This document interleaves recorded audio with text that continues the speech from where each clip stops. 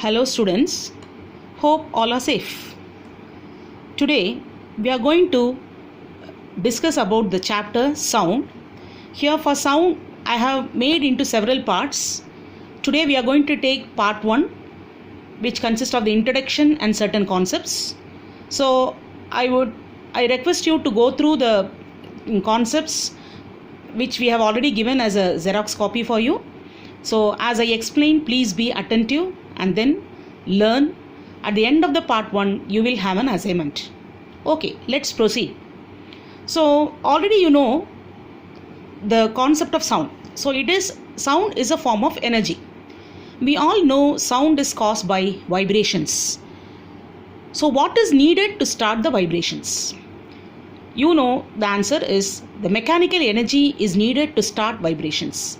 So why mechanical energy? We are going to see that. Because mechanical energy is a sum of potential energy and kinetic energy. These vibrations are transmitted in the form of waves. On reaching our ears, produce vibrations in the eardrum, which perceived as sound by us. Thus sound is a form of energy. So I hope you have understood why sound is a form of energy, because sound energy is related with mechanical energy, and mechanical energy is again which is a sum of potential and kinetic energy. Okay, now we will go to the important property of sound. So unlike light, sound has a very important special property which can be explained through a bell jar experiment. Now I request the students to go through the bell jar diagram, which is in the textbook here. Okay, so this is experimental setup, you can see clearly. Now let us have a detailed explanation. Okay.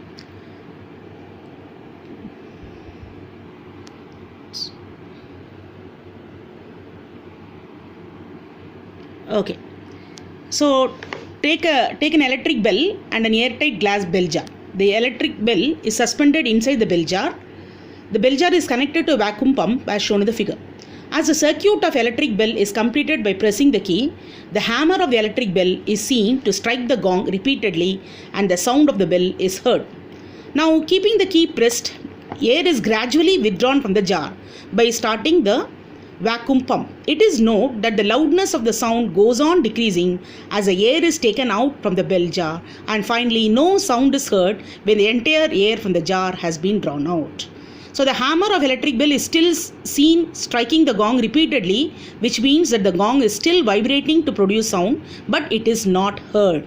So what is the explanation part here? When the hammer of the bell hits the gong, sound is produced due to the vibrations of gong, which travels through air to the wall of the jar. This causes the wall of the jar to vibrate, due to which the air outside the jar is also set in vibration. Thus sound is heard by us. But when the air has been removed from the jar, sound produced due to vibrations of gong could not travel to the wall of the jar. So wall could not vibrate and no sound is heard. This clearly demonstrates that sound requires a material medium for its transmission and it cannot travel through vacuum. So what is the conclusion of this experiment? A material medium is necessary for the propagation of sound from one place to another. So we have already discussed about the special property of sound, that is a material medium is necessary or sound cannot travel through vacuum. Now we will go to the next point. So what are the requisites for the sound wave to travel, or what are the requisites of the medium for the sound wave to travel? Okay, so there are a few points to be discussed. The first point is the medium must be elastic so that its particles may come back to their original positions after displacement on either side. This means the particles are capable of vibrating about their mean positions. So what is the meaning of this? The medium should be elastic. He says the medium should be elastic. So what does it mean? Let us see the simple diagram which I have drawn here. You can see a vehicle, an ambulance. Imagine an ambulance. A man is standing in the middle of the road and the ambulance is approaching him. As the ambulance is approaching, he can hear the maximum sound. So why he is hearing the maximum sound? Because the air particles in front of the ambulance is compressed, or it is pressed.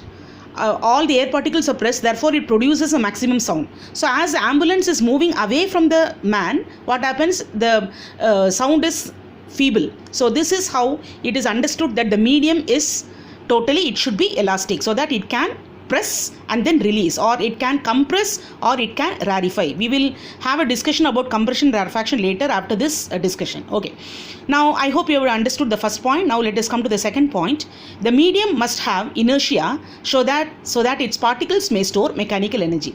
So the term inertia is a new term for you, which will be discussed in the further chapter, which is in the topic laws of motion. Okay, now let us go to the third point. The medium should be frictionless so that there is no loss of energy in propagation of sound through it. So what do you mean by that? The medium should be frictionless. So why it should be frictionless? Because if the medium is frictionless, the energy can be saved, or there is no loss of energy. Let us understand through a small experiment here. Okay, so imagine a glass marble rolling on a glass table. So you can see a glass marble A, which is moving from position A to position B on the table. So you know how a glass marble can be moving on a table, smooth table. So will there be any friction? No, there won't be any friction. So it reaches from position A to position B smoothly. Imagine the same marble rolling on a rough surface like a cement floor. So you can see the diagram, how many obstacles are there from point A to point B. So it does not move smoothly, isn't it? Same way, if the medium is frictionless, then the vibrations or the waves will propagate smoothly in the form of the wave. So that is also shown in the diagram, which is with the topmost position and the bottommost position. So we have already understood three requisites of the medium. One is the medium should be elastic, the medium should possess inertia, and the medium should be frictionless. So let us come to the fourth point. So finally, what is the conclusion of this point? Sound can propagate through solids, liquids and gases, but it cannot travel through vacuum. So what is the question? One cannot, I am having a question for you. One cannot hear in moon. Why?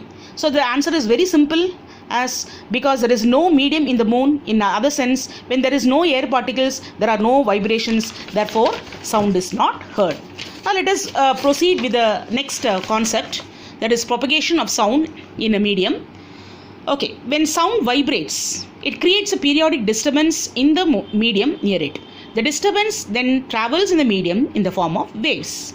Now let us understand this through a small experiment. Okay, so you are seeing a metal strip. Take a metal strip and fix it to the rigid support, and you see the figure A. You can see the air layers, how they are not disturbed. So they are in the normal condition.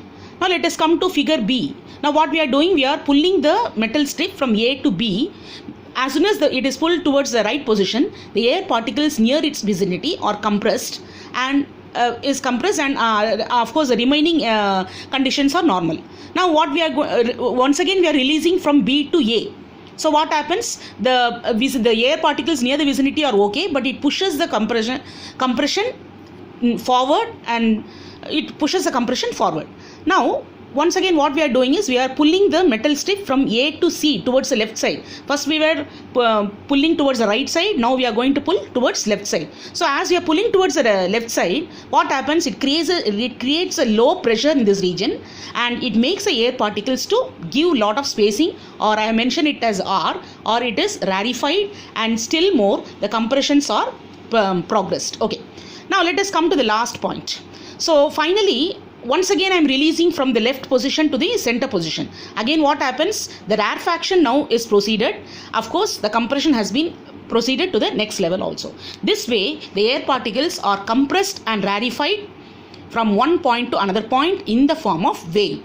Now we will learn some terms, certain terms based on this experiment. So students, I request you to note down this in your classwork or in your rough book, so that you can learn this definition later. It may be of use later. Okay, now let us come to the definition of compression. So what is compression? Define compression related to the wave. So question is like this. So the answer, you can take it down. The region of high density and maximum pressure in the propagation of sound wave is called compression.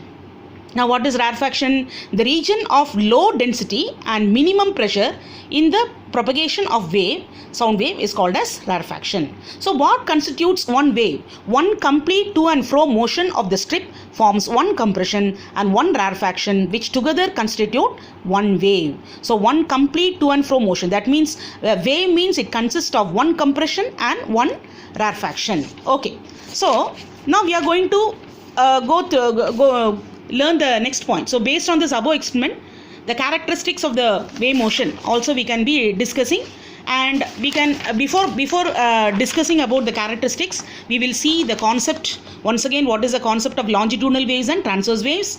Okay, let us come back to that point. So the wave in which